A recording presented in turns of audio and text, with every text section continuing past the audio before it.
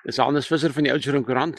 Donderdagoggend 16 Julie. Ek is hier aan die begin van die Swartbergpas. Sommer hier op die heel eerste draai, so 1,5 kilometer van Kobus se gat af, waar hierdie vragmotor laasnag hier rondom 2:30 se kant het hy die heel eerste skerp draaitjie omgegaan. Die perd daar voor lê hy is om die draai, maar die sleepwa het hier afgeval al. En hier lê die sleepwa nou hier onder in die riviertjie. Die pad is heeltemal toe.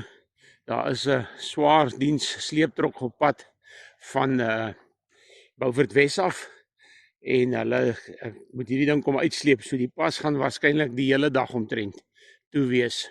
Die mense wat hier op die toneel is, sê hulle voorsien hulle dat hierdie trok vanoggend al uitgehaal gaan word nie. So die pas is heeltemal toe. Mense kan grotte toe gaan oralste heen, maar hulle kan nie oor die Swartbergpas kom nie.